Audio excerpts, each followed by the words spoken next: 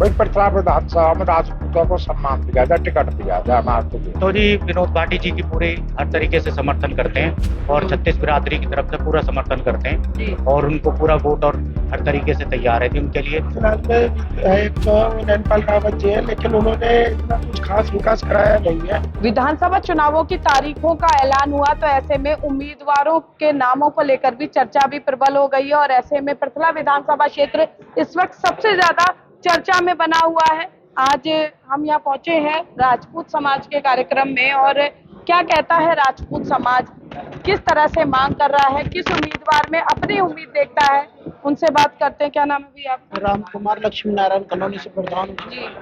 क्या लगता है भैया पृथला विधानसभा में?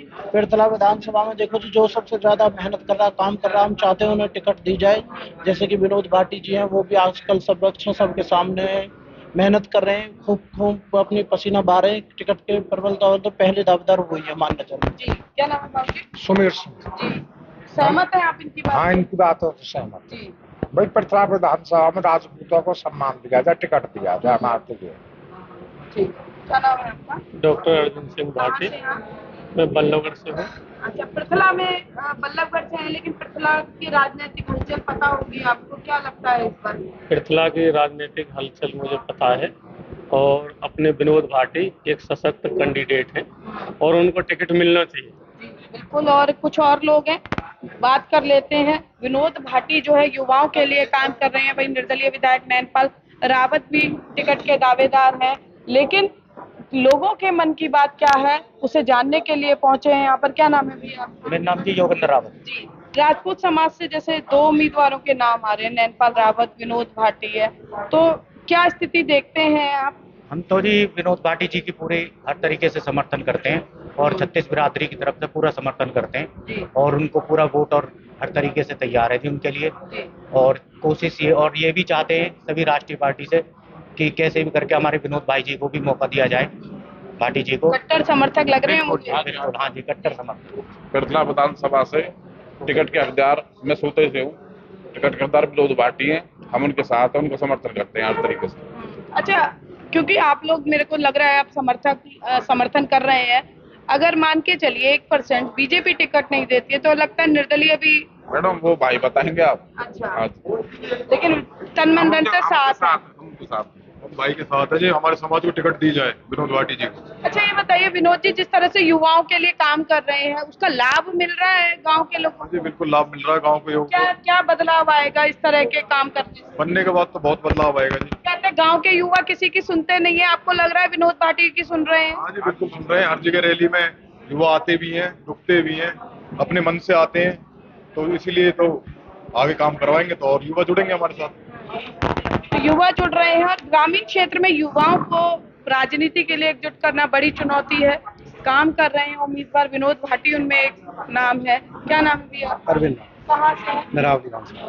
क्या नरावली का माहौल? विनोद भाटी तो नरावली से ही है। बिल्कुल बिल्कुल बिल्कुल हमारे क्या लग रहा है, घर की मुर्गी दाल बराबर तो नहीं नजर आ रहा? नहीं नहीं, ऐसा बिल्कुल नहीं है, बिल्कुल बहुत मेहनत कर रहे हैं। और ये आपने भी एक सवाल पूछा था कि क्या युवाओं को बुला पाएगा विनोद भाटी, तो मैं उसका जवाब देना चाह रहा था। देखिए, जो जिसकी सुनता है तो उसकी दूसरा सुनना चाहता है। तो विनोद भाटी ने युवाओं की सुनी है, तो युवा की भी जिम्मेदारी बनती है कि उनकी सुने, और वो कर रहेगा। उन्होंने एक्चुअली, कई नेता होते हैं कि राजनीति में दावे करते हैं, वादे करते हैं और चुनाव होने के बाद भूल जाते हैं, लेकिन मैंने यहाँ पे नोटिस ये किया है कि विनोद भाटी जी ने पहले से ही वो काम करके दिखाए हैं, वादे नहीं करे, उन्होंने पूरा करा है। जहाँ तक कि कोचिंग की बात है, आप कोचिंग का देख लीजिए, सेंटर इन्होंने बोला नहीं है कि खोलूंगा, खोल के दिया है, ऑलरेडी बेनिफिट मिल रहा है। तो युवाओं को दिख रहा है भाई हमारा काम हो रहा है, हमें एक समाज में पहचान दी जा रही है, हमारी सुनी जा रही है, तो क्यों नहीं सुनेगा? ठीक कह रहे हैं, सुनेंगे। कहाँ से आप? मैं जी समुद्र गाँव से हूँ। अच्छा, रामचंद्र भाटी नाम है। और विनोद भैया ने जो मतलब कि मेहनत कर रहे हैं, जो युवा जुड़ रहे हैं ना उनसे, हर युवा उनसे खुश है मतलब इस टाइम। और क्या नाम है भैया आपका? कौन से गांव से हैं? क्या पृथला में क्या कह रही है चुनावी हवा? राजपूत समाज किसको समझ रहा है अपना? फिलहाल में एक जो है वो नैनपाल रावत जी है, लेकिन उन्होंने इतना कुछ खास विकास कराया नहीं है। दूसरी बात के 3 योजनाओं से पृथला में कमल का फूल खिल नहीं पाया है। एक अकेले प्रबल और सशक्त दावेदार विनोद भाटी जी हैं, जो भाजपा पार्टी को, इतनी बड़ी पार्टी का कमल का फूल पृथला विधानसभा में खिलाने का काम करेंगे। क्या नाम है भैया आपका?